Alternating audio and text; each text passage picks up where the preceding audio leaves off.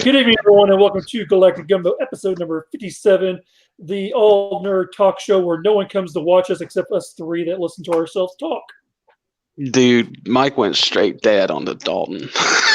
He just went straight dad mode.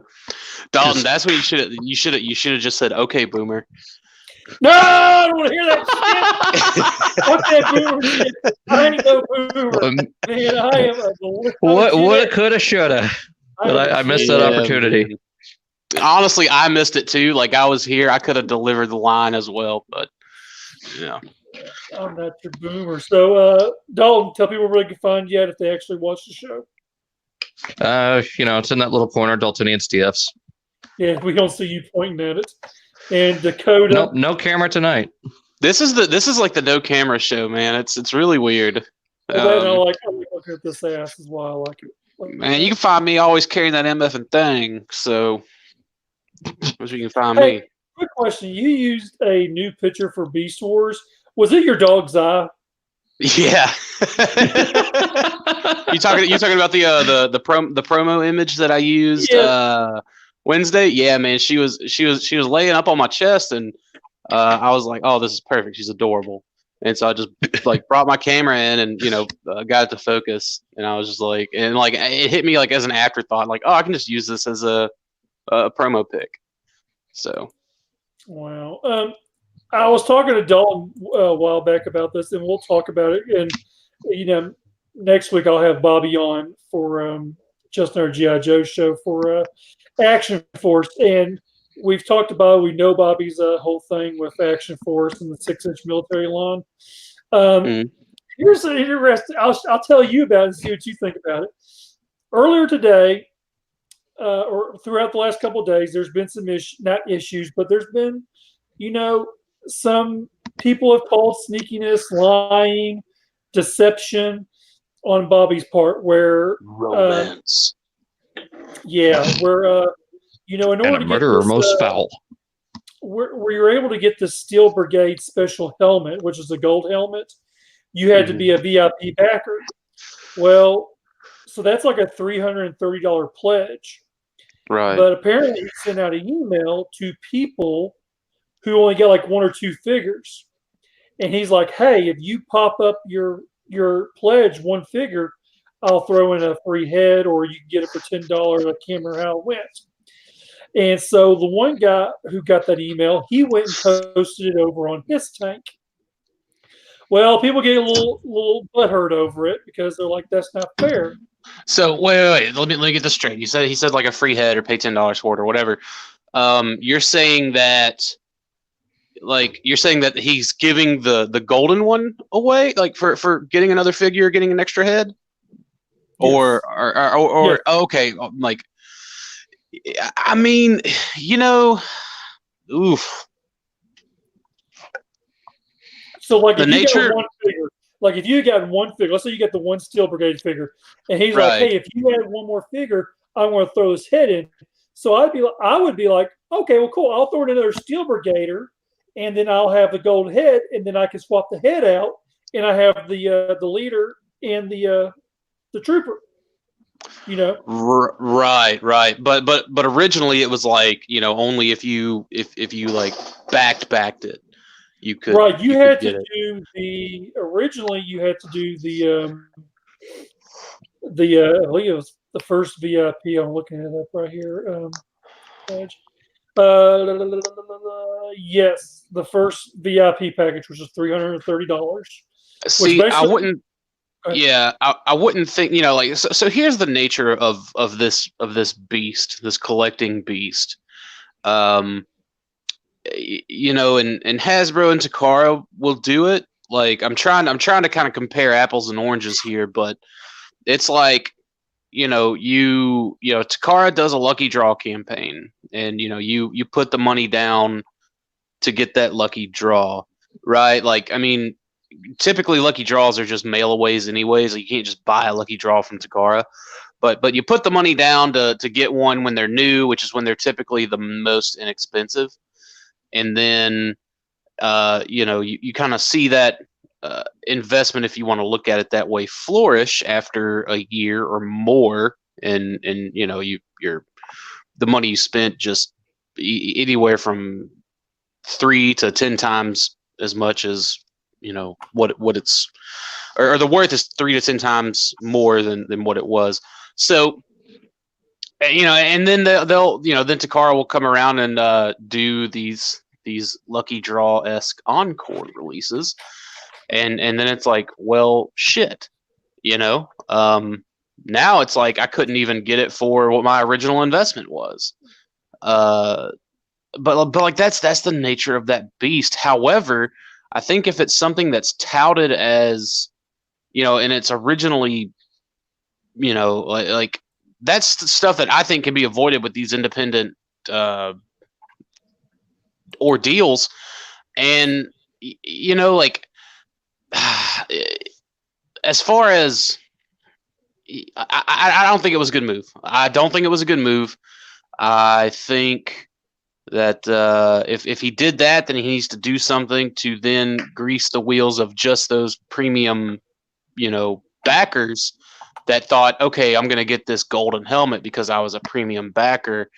This is something that shows that, whatever I was all in, so to speak, or whatever. But now, just anyone that's going to drop another $25-$30 can have one. And it takes away that kind of special feeling about it. Ultimately, it's his backing project. He can do whatever he wants, but that I'm not going to say it's shady, but I don't agree with it. Like it's not shady. It's for him it's smart to try to get squeeze a few more backing dollars out of the folks that have already committed without trying to sell new people on it. But yeah. Now, see, I see where you're going with that. And one throw real quick, the guys in the chat, Chris and Kabar, thanks for joining. Chris, right, I was going to get to that where now with that being said, Bobby did go back and say, okay, the 480 people who have pledged up to this point, you will get the head. So they're getting a head now for free or for $10. One of the two, I can't remember, but I do know from that point on forward, he unlocked the head to anybody who wanted it for an add-on for $10. So he has made it right to a degree, but some people pointed out on his tank, which is kind of a cesspool in some aspects, but they're like, well, did you talk to the people who have pledged the $330 that who said, hey, I want to back you so I can get this head? Oh, but now you went and told a select few that leaked out the email that shouldn't have done that. See what I'm saying? So there was kind of, it is kind of a shenanigans. I mean, it's not good. It's not great. But, I mean, it's still going to fund. But it's the point of, I mean, because as soon as I saw that email, I texted him and I'm like, oh, hey, if I join on right now, I can get a free head. And he was like, no. And he asked me about it. And I told him, I said, well, there's a guy over on his that posted the email you sent out this morning. And of course, he gets upset. And then he goes to his tank to defend himself. But that was a whirlwind of shit, with, people who, the community, just the collecting in all is something crazy. You know what I'm saying? It's the thing and the thing with collecting is everybody wants to have at least like one thing special in that collection. Like regardless if it's just special to them or special to other people or like everybody wants at least like one like stupid, dumb, rare thing. Like I feel like it's ingrained into us, to want to chase after, within whatever our reason and our means is. To be like, yeah, I've got this, and I'm content with this on top of, whatever kind of, I don't want to say mainline or mainstream, but like kind of I guess like bare bone stuff, right? Everybody wants at least like one thing, just one thing that would it's just on paper is impressive and in person is impressive. Regardless how much they say, well, no, I don't. I'm fine with retail, or no, don't fine with this or that. I feel like everyone that collects, to a degree, wants that. At least one of those. And I feel like he was offering that for the people who really, chunk down some money on that kind of game, because $330, that's significant cash for a bunch of, at what point it's going to have to be a bunch of duplicates and stuff like that, right? Well, that's depending on where the Kickstarter ends. So the $330 pledge, which is the VIP package, comes with 10 unlocked Action Force figures. I know people, I BS you not, who have backed the $330 just for the Steel Brigade figures. Just have 10 of them. Wow. Okay, so you get 10 unlocked Action Force figures. Also includes one backpack gear set and one weapon gear alpha set. In addition to all of the awesomeness, you will receive, mind you, awesomeness is not my word, his word. You will receive a Kickstarter exclusive Action Force art print by Bobby Vela, as well as a discounted shipping. So, okay, now real quick. I'm sorry. Just by rereading that, so that means that the head has been completely taken off the chopping block of the 330. So everyone from 480 backers on down get the Steel Brigade head. Now, so did he just change the wording in the 330 back, or the $330 backer point, or did it originally solicit that head? Originally, the head was solicited in the 330 backers. In the 330 backers. Okay, and so he changed it all together. I mean, the 330 backers are still getting like some kind of a deal out of it, but to me, it doesn't feel like it's a special deal. Like to me, it's just like, oh, well, you just get like a bulk discount. And I mean, that's still well and good. Like I'm not going to be one to complain about a bulk discount. I mean, he doesn't have to do that. But now it's just like, well, I'll chunk down all this money. I feel like the big incentive is gone from it. Yeah. Mm-hmm. Now, granted, I mean, once you back the Kickstarter, you can do the add-on, and it's on here: Steel Brigade Commander exclusive head, $10 add-on, which is it's an awesome looking head. It's done like right. It's a cool thing. It's an add-on and it says Steel Brigade Commander exclusive head is now available at a $10 add-on for any current or future backers. So now, granted, when I originally and don't get me wrong, I like Bobby. I really do like Bobby a lot. When I saw that the only way I could get that head was $330, I'm like, no, I'm not going to do it.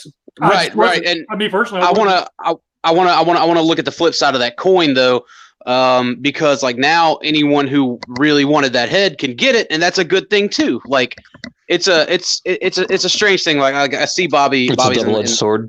I see Bobby's in the chat. He said one head was a big incentive to spend $330. Like I do, I believe. Bobby, believe it was. Let me use an example. An example that I that works for me.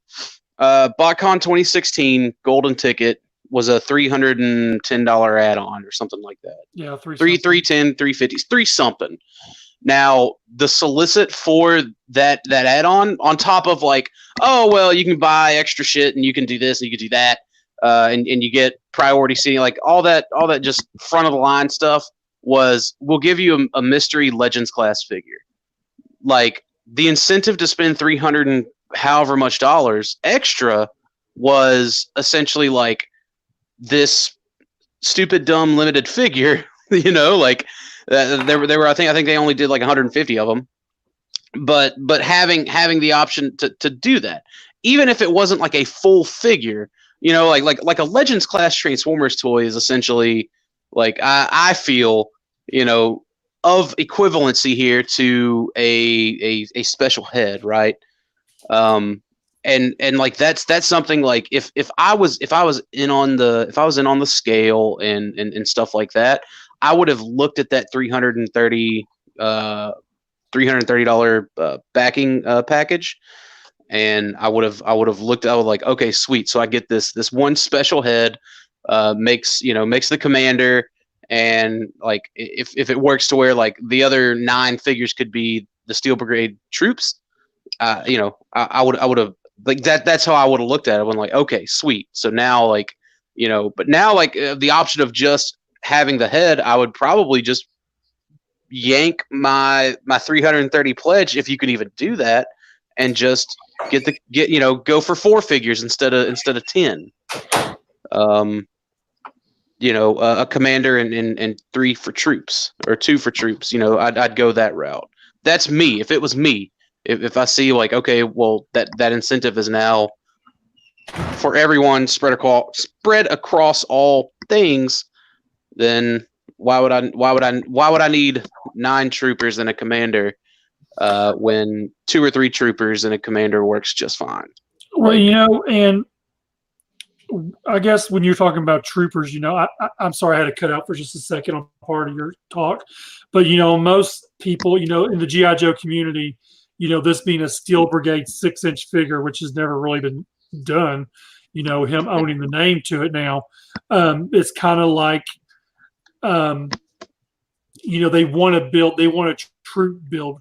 That's one thing about Joe collectors, that we're notorious for troop building.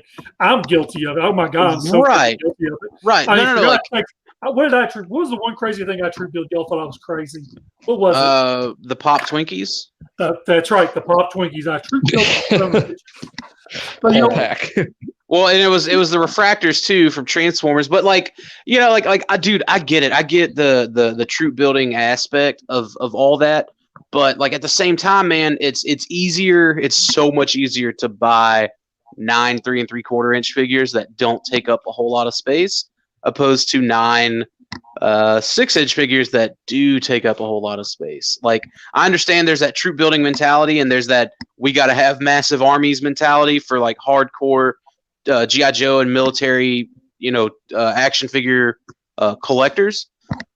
But I don't know. Like me as a collector, like I look at it because I dabble in a little bit of all of it.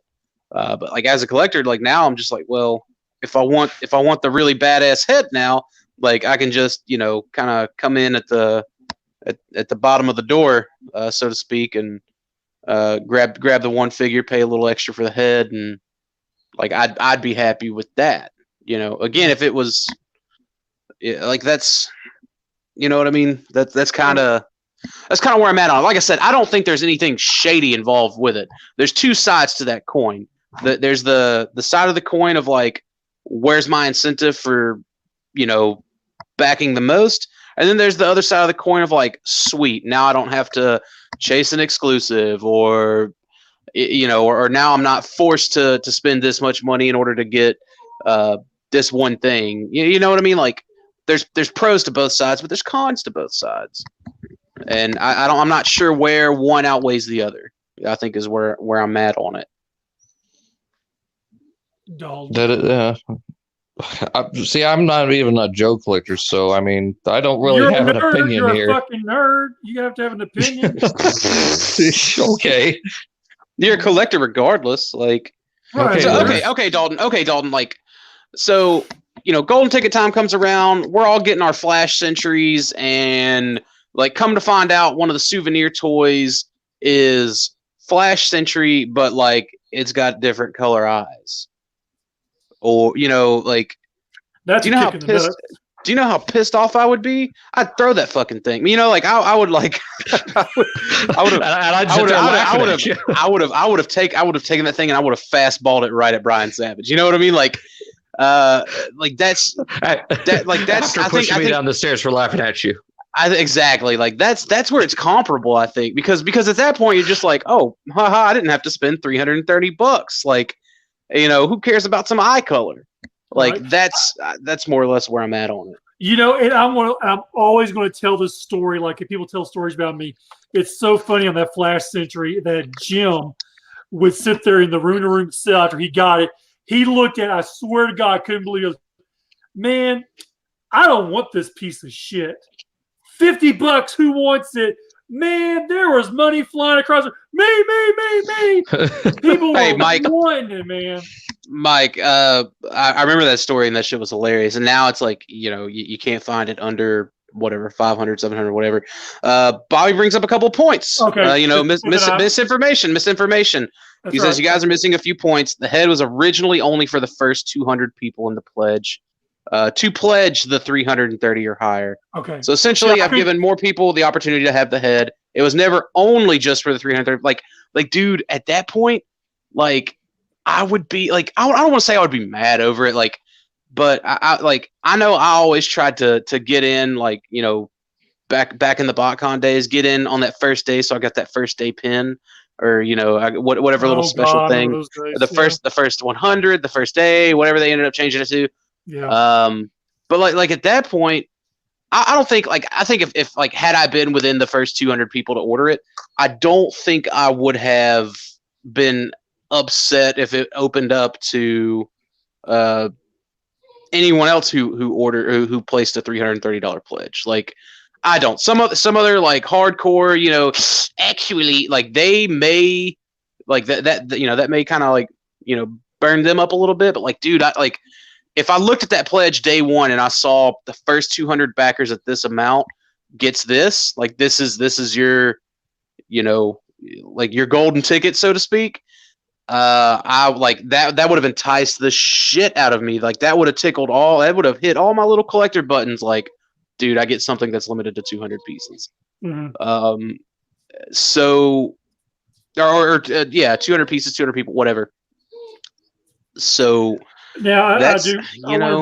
I want to bring that up real quick, and that's my fault. I was reading right off of the current Kickstarter, and now that he brought that up, I do remember him saying that. I remember reading that before, but since he changed it, that's why I didn't say that originally, because I was reading. Yeah.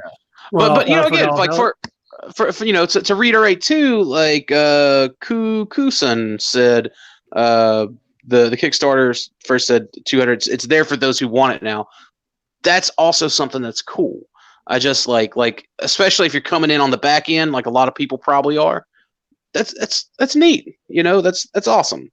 So and then Bobby, Kickstarter, yeah. He said it's just for the Kickstarter, which that's like I'm all in for that. Like, I'm for like smaller run stuff like this, and not just like Action Force, but like Transformers and whatever else. Like, I'm always interested in numbers. Like, I always like to know, like, how many is out there of what I've got. Like, when it comes to like exclusive, like, and I view this Kickstarter thing, I view this as an exclusive that Bobby is essentially producing from scratch.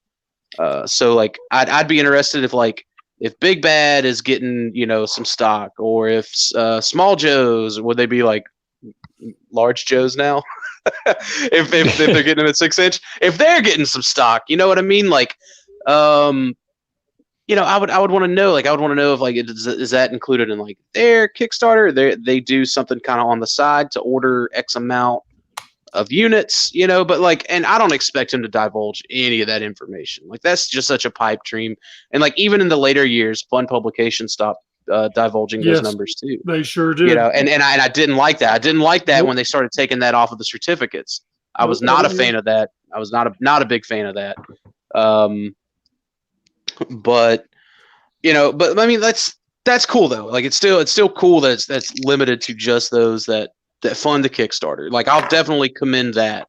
I just if it was me, I would have tried to find maybe another incentive for the like, and I'll group myself into this category for the casuals, for the normies, because that's what I am. Like, I'm still looking at this to, like, maybe do I want like one Steel Brigade, like, just to say, like, okay, I got, it's definitely not the scale for me. It's not, I'm not, I have zero love for 6-inch toys, but I also like to support a thing that I think is cool, and I think that having historical names for toy lines going forward, I think that shit's cool.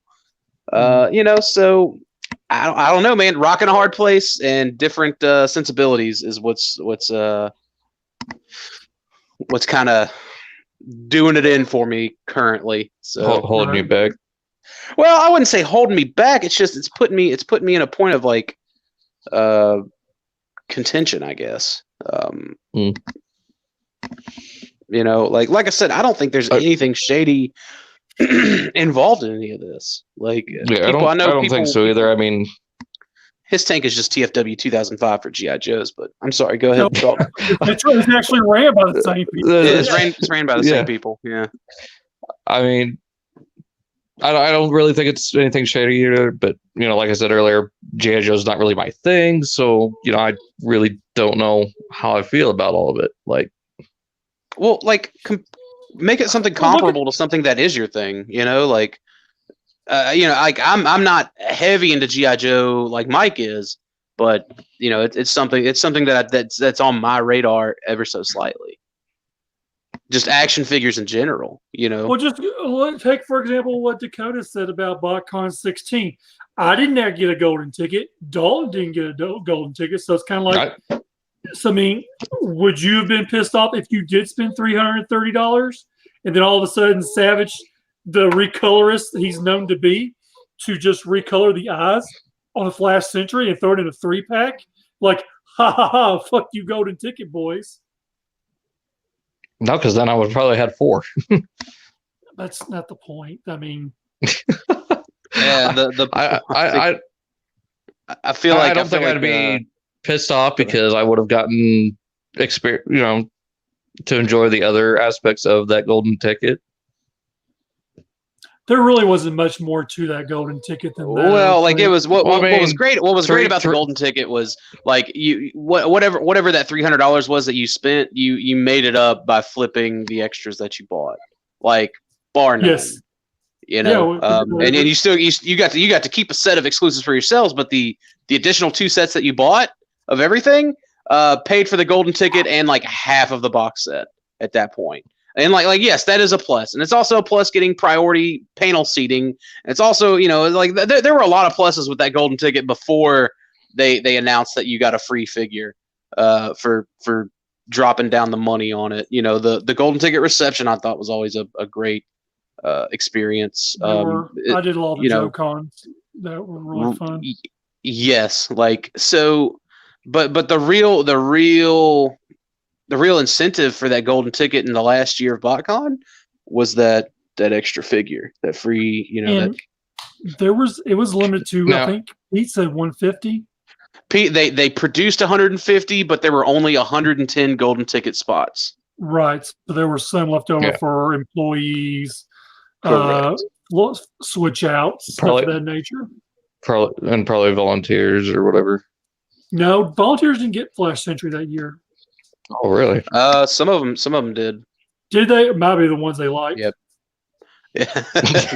Oh no! Volunteers. No. Volunteers. No. For whatever reason, I was putting volunteers and staff together because staff were basically just volunteers too. Because I fucking bought mine. I bought mine from a staff person for $50. Yeah, you bought. Yeah. Then I put it in my mouth. I remember that. I still haven't opened mine, dude. Like. Have you not? I haven't. I'll have to take a picture of the shelf that it's on because I put, you know, like between 2006 and 2016, like those toys share like 2 shelves together, and like I put all the Maximals on one shelf and I put all the Predacons on the other, but like I put the little reflector guys on that shelf too, and then I like also put the Flash. Like it's so funny because it's like there's a sealed Flash Sentry and then there's an unused class kit. Just kind of like in the bags on that shelf for like no good reason. It's just like I wanted to display them because I was so proud of them.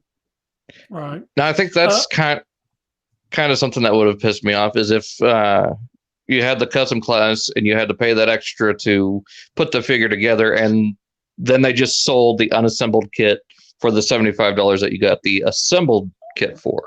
Well, they did do that. No, they didn't. No. What he's saying is you pay the $150 for the class, and like I think what he's saying is if you instead of getting the pre-assembled figure, they gave you the unassembled figure for the Right. $75. Right. That would have pissed me off.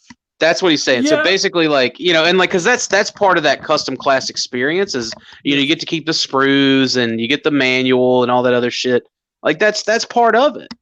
You know, instead of like, okay, I just got my class figure in a bag and, you know, let's go. And then look at 2016. Was 16 Ratchet? Yeah, 16 was Ratchet. Okay, so look at 16 Ratchet. I mean, we got exclusive sticker sheets. Yep. Well, we got exclusive sticker sheets like every year that I did it for sure. And I know for sure like 2012 I missed out on because I wasn't fast enough. 2013 I didn't go to, but there was a sticker sheet for 2013. There was one in 2014. There was one in 2015, and there was one in 2016. You actually, I think what did you do? You got a choice of 2 in 2016. They gave you the G1 stickers. They gave you the G1 stickers like by default, but you could also choose between the G2, the Shattered Glass, and the Medics. Yeah, great. You're right. That's what it was. And I ended up I put G2 on mine, I think, and I sold the G1 ones. I tried working with Sean to give me Medics and Shattered Glass, but he was just like, no, it's only going to be one or the other. And I was like, oh, damn it, because I really want to make a modulus, and there's a couple of those kind of like pre-kits that were floating around on the Chinese market, like where they were using the Ironhide tooling instead of the first aid tooling. Oh my! And like those are floating around. Yeah, those are floating around on Taobao right now. So like I wouldn't have minded, you know, like I thought about picking some of those up, you know, maybe to do like a Medics as a pickup truck, and or then checkpoint. Try to get the United Ratchet just to make modulus. You know, it's so funny how we're talking about custom classes. I remember in 10, I tried to get the custom class and it sold out instantly. That was the G2 SWAT swipe down there. The side swipe, yeah, that's another one. Like, like it sucks. Seems like it's always the first one you missed out on the custom class. Like the G2, like that's still one I wouldn't mind trying to find, like even assembled. Like I would love to assemble it or paint it or whatever. Even though I've got the Siege one was great for me, so I finally had that Chug G2 sideswipe stand-in. But Cuckoo-san makes a great point. Brian wanted to do golden ticket exclusive figures for JoeCon, but fans would have flipped. And like at that point, I would have been like, man, screw y'all. Like, go golden ticket. You know, like I think like golden ticket is limited. You know, like 100 people. Right. Then, man, you think of the aftermarket price on damn things. Well, I mean, yeah, like JoeCon aftermarket prices are already pretty crazy, but you know, but like that's the whole point. Like Brian was making those toys for that point, and like was JoeCon golden tickets 100 like it was at BotCon, or did they drop those down to like 75 and 50 to accommodate? Like what'd they do with JoeCon golden tickets? Man, I'm trying to remember, man. I thought golden ticket JoeCon was like $100. Well, no, 100 to 100 spots. Oh, man, I think it was 100, maybe 150 at the end. I can't remember. I think really. I think there at the end they went up a little bit because they had so many people wanting golden ticket was usually a sellout. Or maybe, you know, when I first started doing golden ticket, it was 75 3 3/4 and 25 12-inch figure boxes were golden ticket. They used to split them up. Okay. So it was more or less 100. I got you. So like, okay, you know, and that makes sense. I didn't know. Like I me personally, I would have assumed that they would have pulled the numbers down just because JoeCon was a smaller show. But like honestly, dude, like that's something I think if they had pitched a golden ticket exclusive from the beginning with both BotCon and JoeCon, there would not have been, because I think like I want to say the 2015 golden ticket did not sell out for BotCon. I know it did for 2012, and I looked really long and really hard at doing a golden ticket in 2012, and I regret not pulling the trigger on it because I had the money, you know. But also, I don't know, and again, I wasn't there in 13, so I don't know what it did, but I know for sure it sold out in 14 and 16. But like, I think that if they had started pitching golden ticket exclusives, they would have sold out. And like the manner in which those golden ticket exclusives would have been, at least for like we saw with BotCon, where it would have been something really cool and very souvenir like for the golden ticket people, but it also like wouldn't have been in super crazy demand. Like, it's still in crazy demand, but not necessarily insane demand. So like, I don't know. Kusum, where he said 125 the highest. I guess that's what he's talking about. Kabar said off topic, but man, this Love Trio 3-pack from Marvel Legends is lovely. Yeah, he got the Cyclops Gene and Wolverine set in, which like he posted about it, and like that Gene looks awesome, dude. I really can't wait for my 3-pack to come in. After that, like, I'm not a big fan of the bomber jacket Cyclops, but fortunately my buddy EE Prime is gonna sell me the regular Cyclops, and from the however many years ago wave of X-Men toys. Yeah. So now it's just like I just need to get a Rogue, and I'll have my core X-Men the Animated Series cast and shelf complete. I may try to backtrack that X-Force Domino and a couple of those other X-Force toys like Cannonball and stuff like that, just to try to like build that team to display with it. Because like X-Men cartoon was always my thing, and I've always loved X-Force as a team. So like having like the Cable, the Deadpool, the Domino, like that 90s look for that team would be amazing. But yeah, dude, like he got his from Pulse, and like here recently, like Big Bad and all these other places have been getting the stuff in before Pulse has, with the exception of like the Transformers Generation Select stuff. So like I went ahead and just ordered mine through Big Bad. I was like, all right, sweet, I'll get it in December. And like now Pulse ships it. I'm like, dude, you gotta be kidding me. But that's awesome. Unless it's sold out on Pulse. Yeah, like honestly, man, I've kind of got the funds regulated to being spent in the month of December, not quite in the November budget, with Black Arachnia shipping at the end of this month. Oof. Yeah, that's where I'm at with Black Arachnia and Bumblebee. And then, the purchase I made from you, too. If y'all just would have waited, you could have waited till like the end of December to get your Black Arachnia. No, man, I ain't waiting for that one. Like, I'm a level with you. It ain't happening. I mean, with all due respect, fuck that. Now, like, if it was something like Burning Convoy, or like, like the Masterpiece Prime or something like that, then like, okay, I can wait on that. But Black Arachnia. Yeah, not the Beast Wars. I gotta have them Beast Wars. So, yeah, Kabar, I believe it was the Warlock wave. So, Kukusan says is probably 150 slots, 100 Real American Hero and 50 the 12-inch.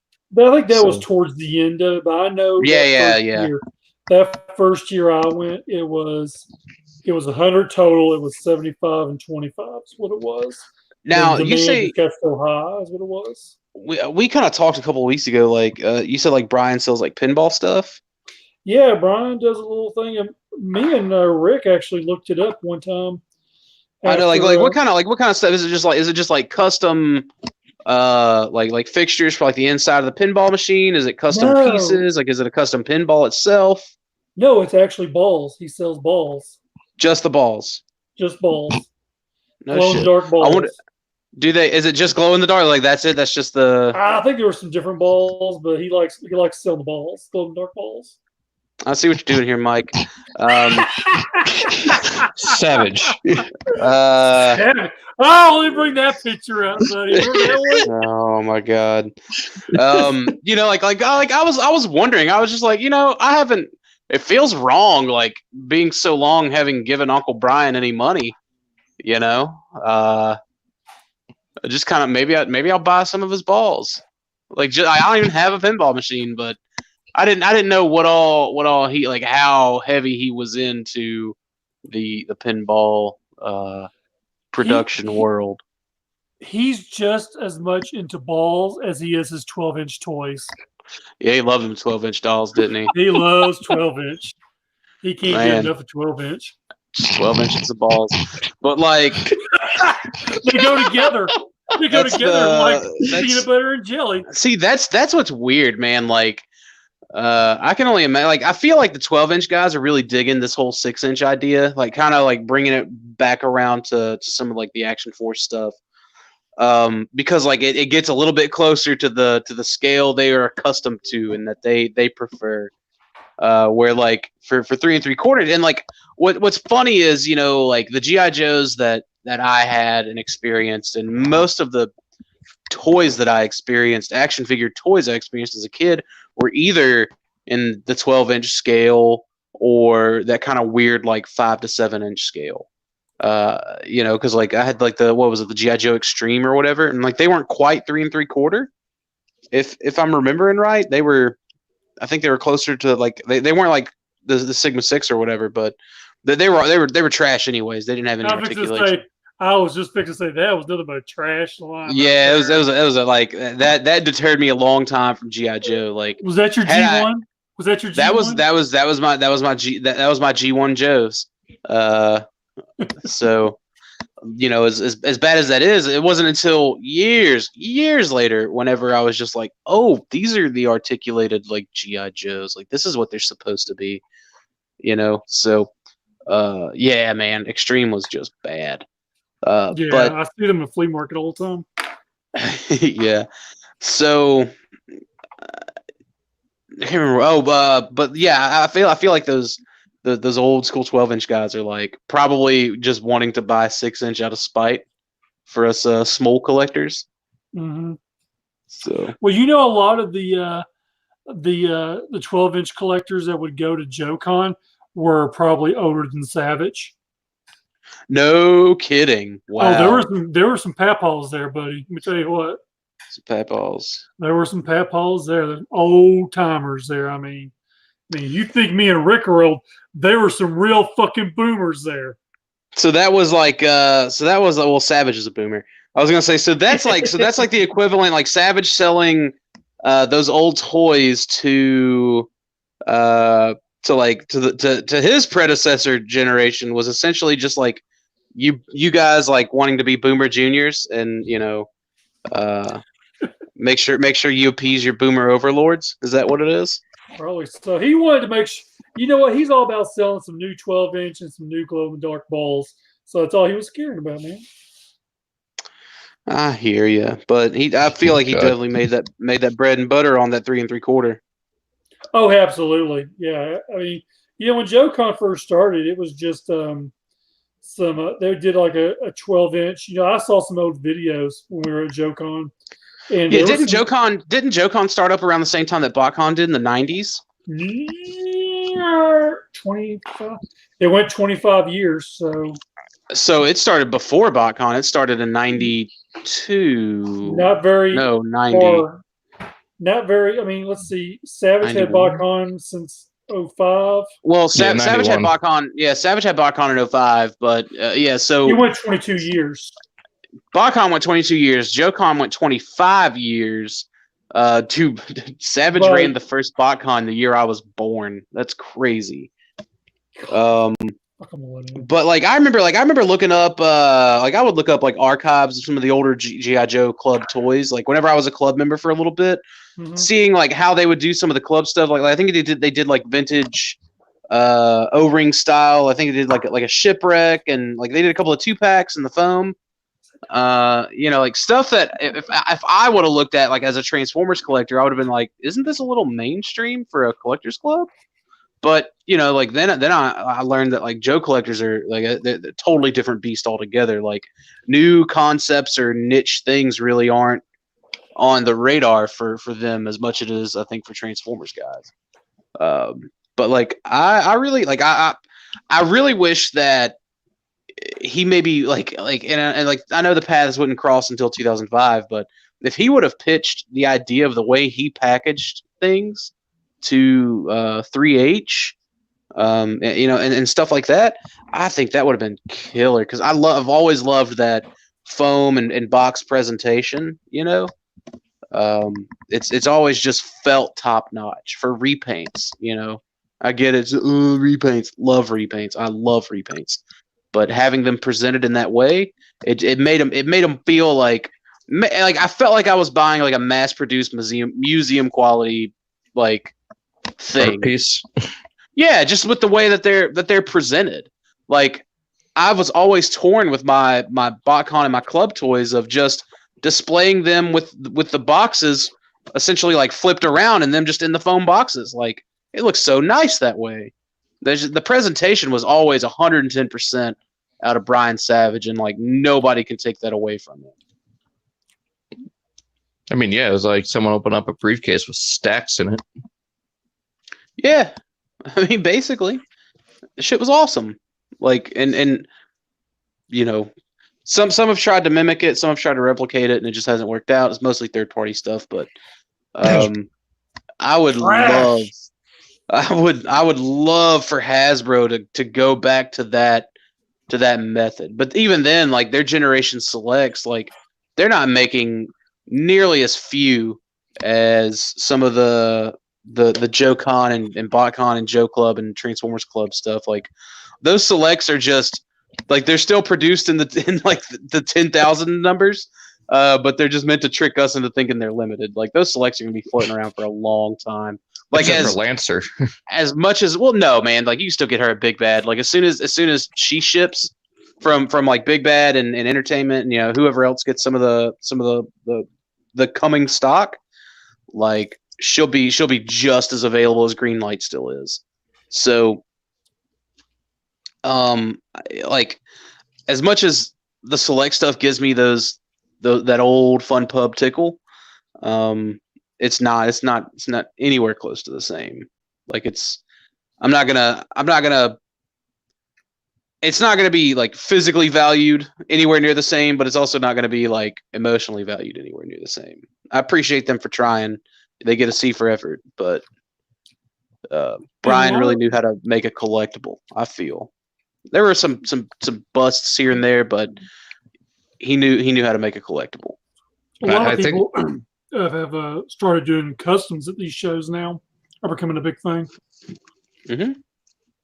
Oh, it's just the easiest way to work around it. Like, buy a bulk of a certain toy on clearance, and like just pay someone good money to do like a high dollar, maybe not high dollar, just a high quality paint and dye job. And like my buddy Paul, he does something called PF Con, up in Chicago, and like he'll get figures and he'll do like really nice like dye and paint jobs, and then he'll package them up, card them up, and put them on blisters and stuff like that. It's cool. I think it's awesome. What were you going to say, Dalton? I'm sorry, I didn't mean to cut you off.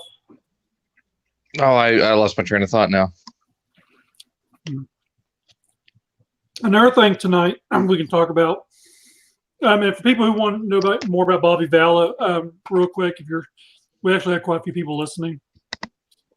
His Kickstarter is still current till next. Has 9 days to go. It's on Kickstarter and Faction Force.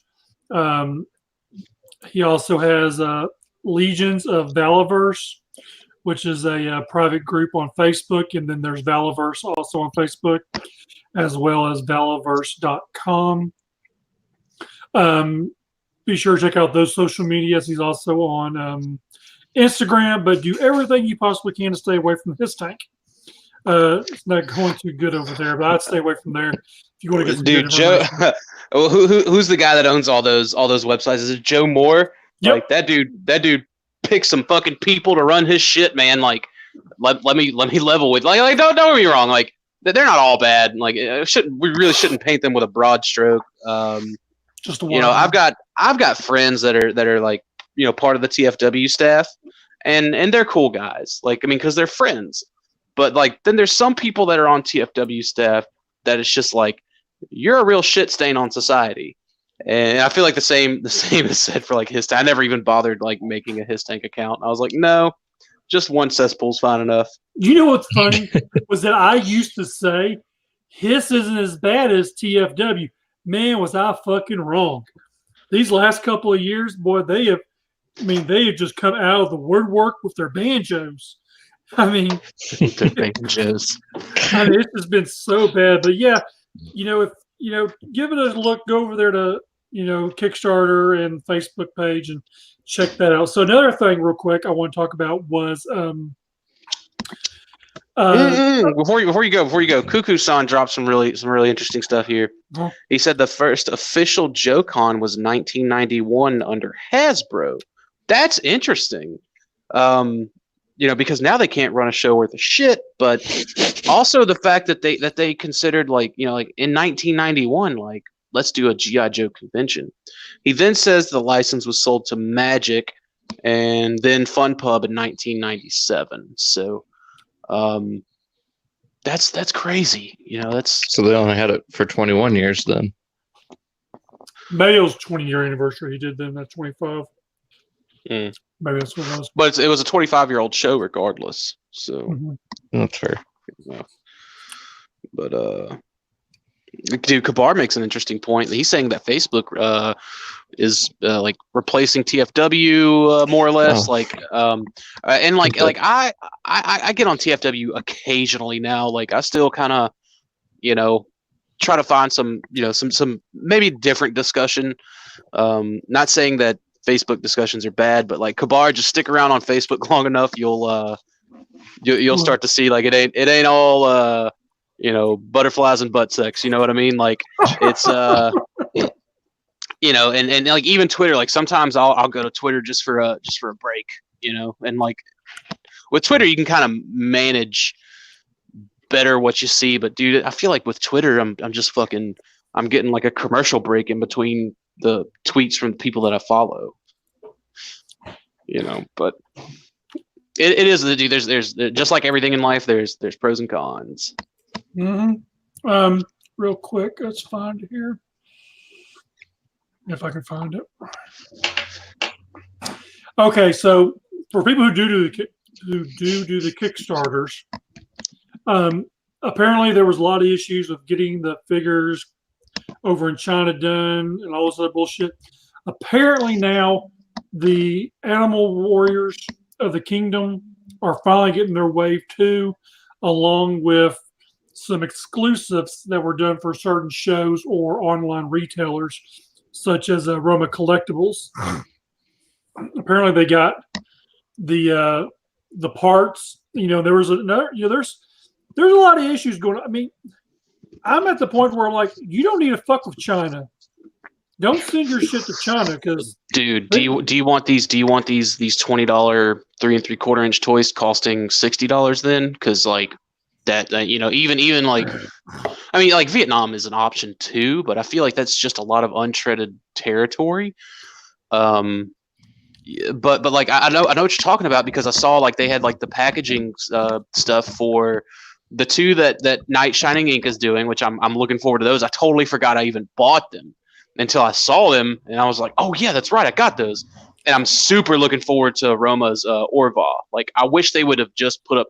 I wish Roma would have put up pre-orders like Pete and Jesse did with Night Shining. Just so like that way I could just forget about it and I make sure that I'm getting it and it's it's got. I don't have to worry about like Roma put stuff on their eBay and I don't really like that. So it's just kind of like playing that eBay waiting game with them or like making sure I'm just scrolling Facebook at the right time to see their post in the algorithm machine. I wish they would just put up freaking pre-orders. Yeah. Wait, I did just show exclusives. I thought I don't remember. I think it's a store exclusive. The White Lion is a store exclusive, but their other exclusive is a show exclusive. Just like Night Shining's, one of them was supposed to be the Mutants, Monster, and Mayhem exclusive, and the other one was their actual website exclusive. Okay. Which is the Panther one, right? Well, they're both Panther ones. Different colors. Oh, okay. Different arbor sets. And I think one has like a different helmet. I'm gonna have to okay. get both of those. One's like a royal guard, and one's like a just a standard warrior type. Yeah, I really want to get that white lion. That thing looks awesome. Yeah, dude. I want to see all the battle beasts come out of Animal Warriors of the Kingdom. I just want to see these figures come out. Period. Right. I'm tired of the waiting game. Yeah, and like I feel like that's the point of the point of this topic at hand. But it's really cool because I think that all these companies are now kind of going through Boss Fight's guy over there in China, and it's really awesome that Boss Fight's so willing to help these folks out. You know, because like on one hand, yeah, they are competition. On the other hand, like it's not like a cutthroat competition thing. Like it's so healthy to make sure that there's these options out there, and I really commend Boss Fight on doing that sort of thing, you know, because like John's Cowboys don't conflict with Boss Fights or Marauders stuff, and you know, Animal Warriors of the Kingdom doesn't, you know, like, but it all can like go together for people who just like that traditional, action figure scale, and I think that's an awesome thing. But yeah, I'm glad that these companies are kind of getting this figured out, and you know, now there's kind of like a focal point, a mediating point to, you know, what factory to go to, who to contact, how to contact, you know, like going through all these channels now to make it easier for future projects. It needs to be easier, that's for sure. Cause I'm still waiting on my Larry Hama figure. Yeah, whoever set that up needs to go through those channels now too, you know. Well, they finally got their figures or their parts or no, I can't remember what they got. They finally got the tooling back. I do know that. The guy who had it, he was literally holding hostage. That's what happened with the Unrustable Bastards, which was that third party company that wasn't doing. They really truly they weren't a third party company. They were a first party company. It was their own individual intellectual property. That did the transforming motorcycles with the little guys. But like that's essentially like what's held them up, and like what held up one of their last releases is, you know, the company they were going through that was helping them out with all that, and the factory and such held all that stuff hostage, and the guy ran off with everyone's money, you know. So well, then that happened with Moz Toys too. Yeah, well, I think it was the same dude. I think the Moz Toys and the Unrustables was all from the same kind of. It may have been the mediator, but like that dude will never be able to show his face anywhere ever again. You know, unless he comes back with some mending fence posts. Mm-mm. Sounds like a Dreamwave artist. Well, that's different. He just didn't pay his workers. That's a different kind of shitty, you know. Pat Lee. But yeah, like, you know, names and faces lost to time and cocaine. So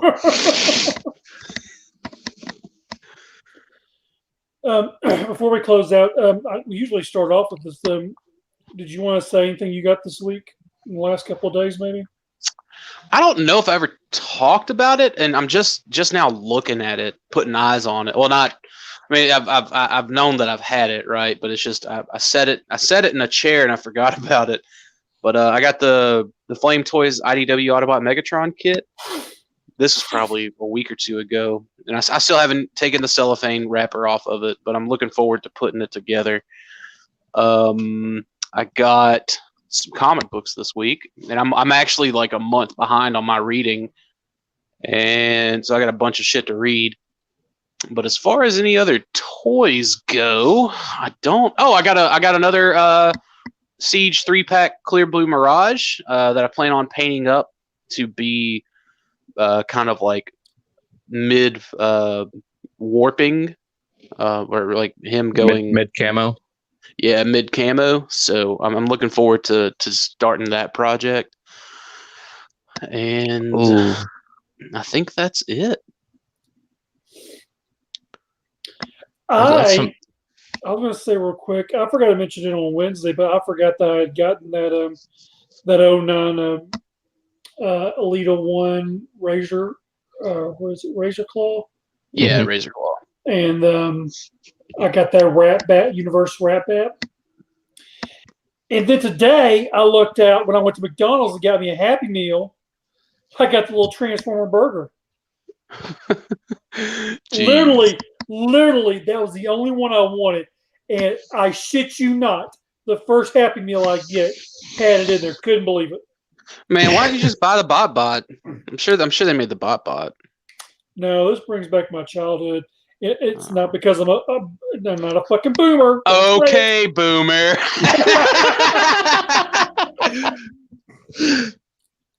Assholes. But, yep. The only difference on it is I've seen comparison pictures is that the original one where this one has lettuce, it was cheese, And and then it's a sesame seed bun and it's plain. so you just got a regular like Happy Meal hamburgers. So you got, I was gonna say, so you got the 2019 Happy Meal opposed to like the 1970 Happy Meal. 1980, 80s. Thank you very much. Whatever, boomer. Get your shit straight there. Get off my lawn. Okay, boomer. Come on, Bo. This week, I didn't get anything figure wise, but I did get that second volume of the Beastars manga that I've been reading. So that's pretty much it. Okay. All right. Well, we've gone an hour. We've pitched our opinions on stuff, and Be real. We pitched our fits. Is what we did. we bitched our fits. So, all right. Well, with that being said, that'll be it for the show tonight. Dalton, tell people where they can find you at. Everywhere Daltonians TFs. Dakota. You can find me always carrying that MF thing. And you can find me everywhere as the Angry Mike or Angry Mike. And we'll be back next week, hopefully. Y'all have a good night.